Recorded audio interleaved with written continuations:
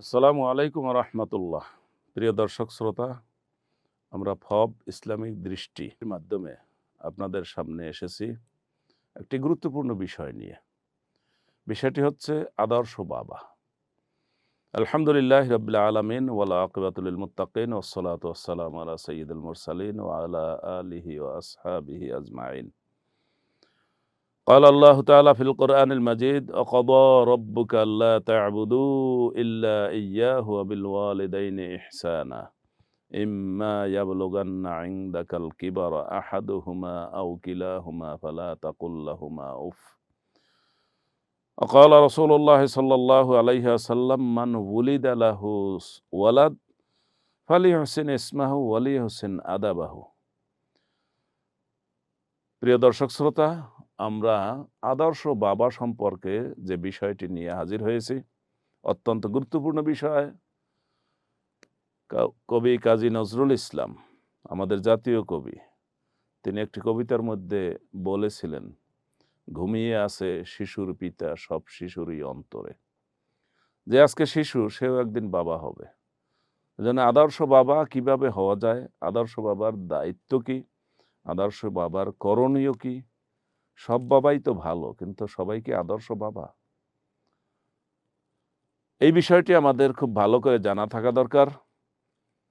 পিতা হওয়ার জন্য এমনকি তার আগে অনেকগুলো কাজ রয়েছে। যেমন আমরা লক্ষ্য করব, পিতা হওয়ার প্রথম কাজ হচ্ছে বিবাহ করা। এজন্য বিবাহের পূর্বে আমরা লক্ষ্য করব, দুনিয়াতে মুসলিম দেশগুলোর মধ্যে বিশেষ করে মালয়েশিয়া সহ অন্যান্য দেশগুলোতে রয়েছে, বর কনে যখন তাদের বিবাহের সময় হয় তখন তাদেরকে একটা ট্রেনিং নিতে হয় বিবাহ সম্পর্কে। কিভাবে সে বিবাহ করবে, বর কনের দায়িত্ব কি, বিবাহিত জীবনের তার করণীয় কি, সমস্যা হলে সে করবে কি, স্বামী স্ত্রী মনোমালিন্য হলে কি করবে, এমনকি যদি মনোমালিন্য হতে হতে সেটা একদম বিচ্ছেদের পর্যায়ে পৌঁছে যায়, সেখানে সে কি করবে। আমরা কখনো কখনো মনে করি যে আমাদের সন্তানদের বিবাহ অমুক বড় আল্লাহর অলির হাতে হয়েছে, তিনি এই বিবাহের গটকালি করেছেন, তিনি এই বিবাহে খুতবা দিয়েছেন, তিনি এই বিবাহ পড়িয়েছেন, সুতরাং এটা বরকতময় বিবাহ, এটা আমরা মনে করি। এখানে বরকতটা কিন্তু আমরা মানুষের কাছে সুপর্দ করেছি, অথচ বিয়াদিকাল খাইর, সকল কল্যাণ আল্লাহর হাতে, কোনো মানুষের হাতে বরকত নয়। সেই হিসাবে আমরা লক্ষ্য করব, রাসূলুল্লাহ সাল্লাল্লাহু আলাইহি ওয়াসাল্লাম একটি বিবাহে গটকালি করেছেন। তার ফুফাতো বোন, তার বংশীয় বোন, তার বিবাহ দিয়েছেন তিনি তার পালিত পুত্র যায়েদ ইবনে হারেসা রাদিয়াল্লাহু তাআলা আনহুর কাছে, সাথে বিবাহ দিয়েছেন। রাসূলুল্লাহ সাল্লাল্লাহু আলাইহি ওয়াসাল্লাম গটকালি করেছেন। আমরা লক্ষ্য করব এই বিবাহটা টিকেনি। সুতরাং যারা বিবাহ করবে, আদর্শ বাবা হওয়ার জন্য বিবাহের আগে থেকে তাদেরকে সংসার সম্পর্কে জানতে হবে।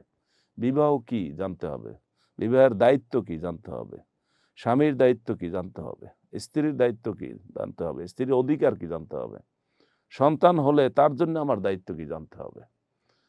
এই সন্তানকে আমি এক পর্যায়ে ভালো মানুষ হিসাবে গড়ে তুলতে পারিনি আমার ভুলের কারণে বা যে কোনো কারণে, পারিপার্শ্বিক ভুলের কারণে হতে পারে, তখন আমরা কি সন্তানকে ত্যায্য করব? আমাদের দেশে আমরা লক্ষ্য করি, যখন বাবা সন্তান সম্পর্কে আর কোনো আশা তার থাকে না, তখন সে একটা আশ্রয় নেয়, মানুষের কাছে দায় মুক্তি নেয় যে এই সন্তানটাকে আমি ত্যায্য ঘোষণা করলাম। ইসলামে ত্যায্য ঘোষণা করার কোনো সুযোগ নেই, কারণ সন্তান আপনার, দায়িত্ব আপনার, মৃত্যু পর্যন্ত আপনি সন্তানের দায়িত্ব পালন করবেন। সেই হিসাবে আদর্শ বাবা, তার জন্য বিবাহের আগে থেকেই তাকে দায়িত্ব নিতে হবে। এজন্য আমি লক্ষ্য করেছি যে মালয়েশিয়া একটি মুসলিম রাষ্ট্র, সেখানে একজন বর কনে যখন তাদের বিবাহের সময় কাছে আসে, তখন তাদেরকে ট্রেনিং নিতে হয়। এই ট্রেনিংয়ের ডকুমেন্ট ছাড়া কারো বিবাহ কাবিন রেজিস্ট্রি হয় না। বিষয়টা আমাদেরকে হালকা করে দেখলে হবে না, কারণ আমরা আমাদের সমাজে প্রচলিত নিয়ম অনুসারে জানি, বিবাহের প্রথম বছর স্বামী বলে স্ত্রী শোনে, দ্বিতীয় বছর স্ত্রী বলে স্বামী শোনে, তৃতীয় বছর দুইজনে বলে পাড়াপড়শি শোনে, তার মানে প্রিয় দর্শক শ্রোতা বুঝতে পারছেন তো কি ঘটছে? প্রথম ২ বছরে একজন আরেকজনের আনুগত্য করেছে, আর তৃতীয় বছরে ২ জনে ঝগড়া করেছে। পার্শ্ববর্তী লোকে শুনছে। এই ঝগড়ার এক পর্যায়ে তাদের মধ্যে বিচ্ছেদ হয়।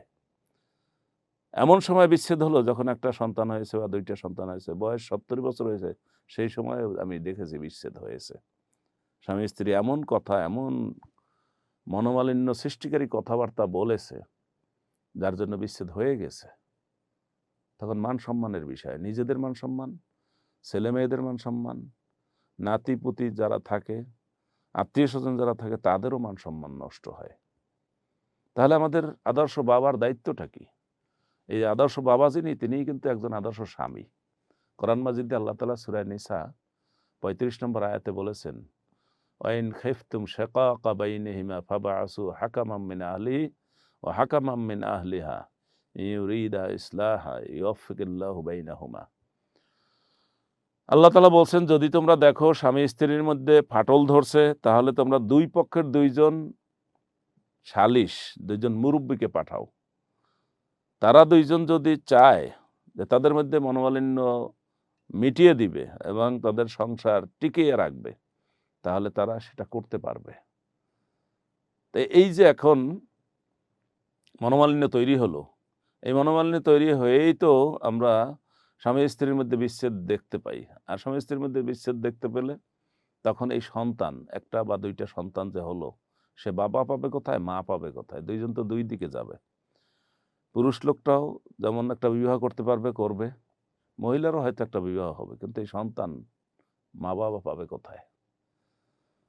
তার মা-বাবা তো তাকে এতিম করেন নাই। এই যে পুরুষ লোক, তার বাবা, তার মা তাকে এতিম করেন নাই। তাদের সংসার তারা টিকিয়ে রেখেছেন। ওই যে ভদ্রমহিলা, তার মা-বাবা কিন্তু তাকে ইয়াতিম করেন নাই। তারা কিন্তু সংসার টিকিয়ে রেখেছেন। কিন্তু এই ২ জন সমস্যা তৈরি করে ২ জন ২ দিকে চলে গেল। মাঝখানে রাস্তায় পড়ে থাকলো সন্তান। আর যদি সেই সন্তানটা হয় মেয়ে, তাহলে তার কোনো দুঃখের কোনো শেষ নেই। এজন্য আদর্শ মা-বাবার বিবাহের পূর্বেই তাদেরকে শিখতে হবে সংসার কিভাবে করতে হয়। সংসারে পুরুষ লোকের ধৈর্য ধারণ করতে হবে বেশি। রাসূলুল্লাহ সাল্লাল্লাহু আলাইহি ওয়াসাল্লাম বলেছেন, অস্তাউসুন নিসা খায়রান, মহিলাদেরকে ভালো, ভালো কথা বলে, উপদেশ দিয়ে সুন্দরভাবে রাখো। উদাহরণ হিসেবে বলেছেন যে তাদেরকে বাঁকা হাড় থেকে সৃষ্টি করা হয়েছে। অনেকে মনে করেন, বিশ্বাস করেন যে আসলে পুরুষ লোকের পাঁজরের বাঁকা হাড় থেকে মহিলাদেরকে সৃষ্টি করা হয়েছে এবং স্বামীর বাঁকা হাড় থেকে সৃষ্টি করা হয়েছে। না, এটা একটা উদাহরণ। রাসূলুল্লাহ সাল্লাল্লাহু আলাইহি ওয়াসাল্লাম বলছেন, তুমি যদি এই হাড়টাকে ছেড়ে দাও তাহলে এটা আরো বাঁকা হবে। আর যদি তুমি এটা টান সোজা করতে চাও তাহলে তুমি ভেঙে ফেলবে। কারণ হাড় তো সোজা হয় না। এটা তো শক্ত মসকা বস্তু। সুতরাং সোজা করতে গিয়ে ভেঙে ফেলা অর্থ হচ্ছে তালাক হয়ে যাওয়া। এই তালাক হয়ে গেল যাদের মধ্যে, তারাই কিন্তু বাবা-মা। এই বাবার দায়িত্ব ছিল স্ত্রীর কোনো কথায় আবেগতাড়িত না হওয়া। মহিলারা কখনো, কখনো নিজেই তার তালাক চায়। অন্য মহিলার মাধ্যমে তালাক চাওয়ায়।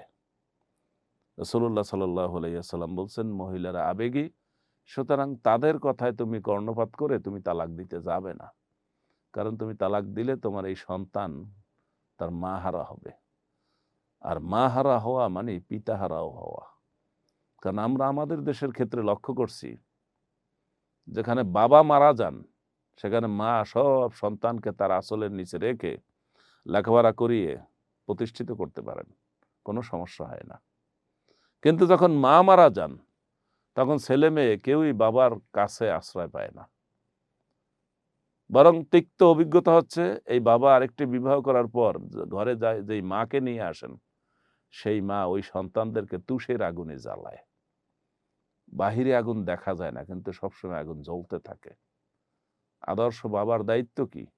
দায়িত্ব তার সন্তানের লেখাপড়ার দায়িত্ব নেওয়া, তার চিকিৎসার দায়িত্ব নেওয়া, তার খাওয়া দাওয়ার দায়িত্ব নেওয়া। এই সবগুলো নিয়ে যখন তাদের সন্তানদের মা মারা যায়, যদি মারা যায়, আমাদের সমাজে হতে পারে, হয়ে থাকে, তখন সন্তানদেরকে ডেকে একত্র করে বলতে হবে, আজকে আমি তোমাদের মা এবং তোমাদের বাবা। তোমাদের মায়ের দায়িত্ব আমি আজকে থেকে পালন করব। এইভাবে বলতে পারলে সন্তানগুলো বাবার কাছে আশ্রয় পায় বাবার কাছে প্রতিষ্ঠিত হয়। প্রিয় দর্শক শ্রোতা, আমি বলছিলাম রাসূলুল্লাহ সাল্লাল্লাহু আলাইহি ওয়াসাল্লাম থেকে হাদিস বর্ণিত, যে লোকের সন্তান জন্ম হয়, মানে যেই পিতা, তার দায়িত্ব হচ্ছে সন্তানের একটি সুন্দর নাম রাখবে, তাকে আদব শিক্ষা দিবে। সন্তান জন্মগ্রহণ করার সাথে সাথে রাসূলুল্লাহ সাল্লাল্লাহু আলাইহি ওয়াসাল্লাম হাসান হোসাইনের কানে আজান দিয়েছেন। প্রথম দায়িত্ব হলো বাবার, যে তিনি তার সন্তানের ডান কানে আজান দিবেন, ছেলেদের বাম কানে একামত দিবেন, আর মেয়েদের বাম কানে আজান দিবেন, ডান কানে একামত দিবেন। প্রথম দায়িত্ব শুরু হলো।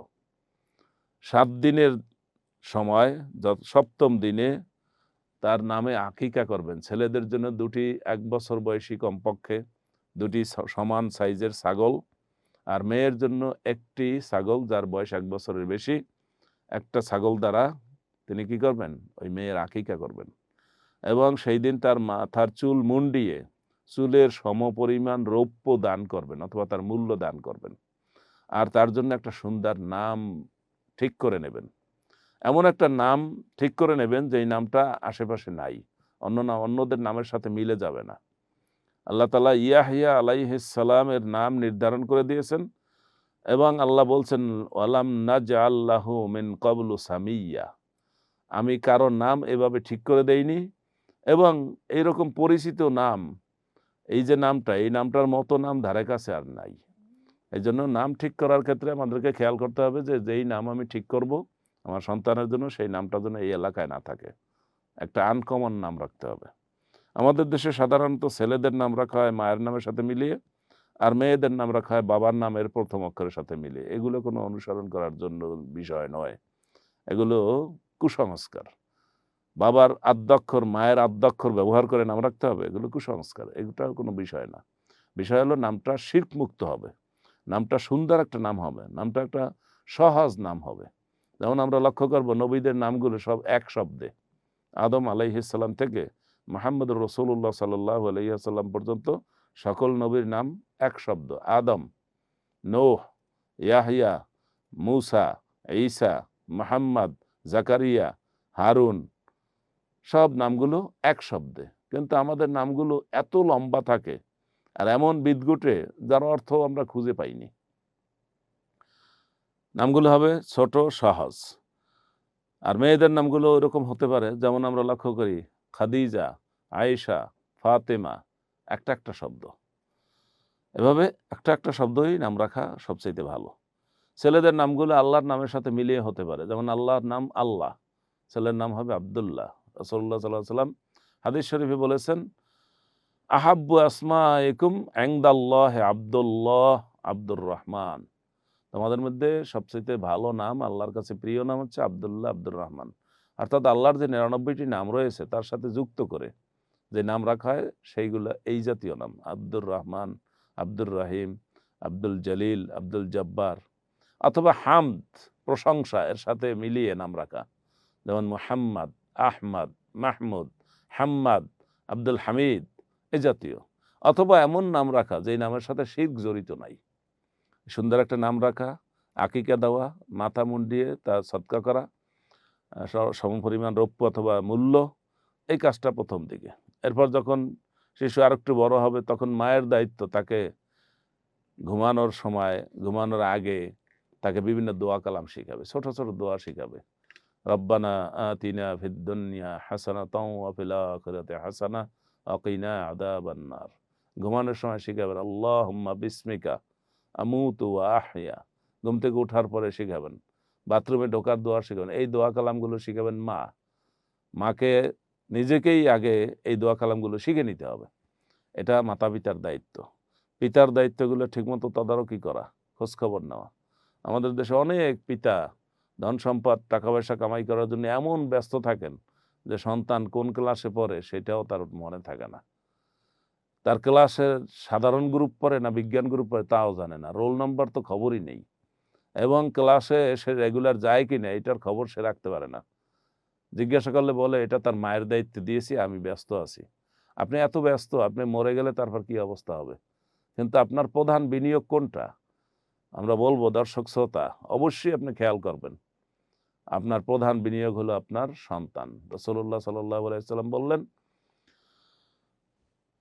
তোমার সন্তান এবং সন্তানের কামাই সবটাই তোমার একটা উত্তম কামাই। সুতরাং এই উত্তম কামাইটার প্রতি নজর দিতে হবে এবং সেটা যদি ভুল হয়ে যায়, সেখানে যদি আপনি ভুল করেন, তাহলে আপনার এই সন্তান যতদিন বাঁচবে ততদিন এই ক্ষতির মধ্যে থাকবে। এজন্য সন্তানের লেখাপড়া, সন্তানের আদব-কায়দা, সন্তানের ভবিষ্যৎ সম্পর্কে অবশ্যই আপনাকে সময় দিতে হবে, পিতাকে সময় দিতে হবে। মাতা সবসময় সন্তানকে কন্ট্রোল করতে পারেন না। যখন সন্তান একটু বড় হয় তখন মাতার কথা আমাদের দেশের প্রচলিত নিয়ম অনুসারে মায়ের অনুসরণ সন্তানরা করে না। পিতাকে মূল্যায়ন করে, ভয় করে এবং সেই হিসাবে আপনি এই দায়িত্বটা ঠিকমতো পালন করতে পারবেন। সন্তান কার সাথে চলে, কার সাথে ওঠা-বসা করে, তার সাথে খেলাধুলা করে, এগুলা লক্ষ্য রাখতে হবে। কোথায় যায়, পাপের কাজে জড়াচ্ছে কিনা সেটাও খোঁজ রাখতে হবে। যদি সন্তানের বয়স হয় বিবাহের ব্যবস্থা করতে হবে। যদি না দেন, তাহলে সন্তান যদি পাপের কাজ করে ফেলে, সেই পাপের কাজে কিন্তু মাতা-পিতা তারাও কিন্তু অংশীদার হবেন। পাপের কাজ না করেও অংশীদার হবেন। যেহেতু তাদের দায়িত্ব ছিল যে এই সন্তানের আদব-কায়দা অন্যান্য বিষয় খোঁজ রাখা। প্রিয় দর্শক শ্রোতা, আমরা আমাদের বক্তব্যের শেষ পর্যায়ে পৌঁছে গেছি। আমরা আদর্শ পিতার দায়-দায়িত্ব আমরা অনেক আগে থেকে শুরু করব। বিবাহের আগেই আমরা জানব বিবাহে আমার দায়িত্ব কী। পিতা হওয়ার আগেই জানব পিতা হলে আমার দায়িত্ব কী এবং সর্বক্ষেত্রে সবসময় সর্ব অবস্থায় আমাদের সন্তানদের খোঁজখবর রাখবো যতদিন আমরা বেঁচে থাকি। আল্লাহ আমাদের তৌফিক দান করুন। হাযা মা ইনদি ওয়াল ইলমু ইনদাল্লাহ সুবহানাকা লা ইলমা লানা ইল্লা মা আল্লামতানা ইন্নাকা আনতাল আলিমুল হাকিম। ওয়াসসালামু আলাইকুম ওয়া রাহমাতুল্লাহ।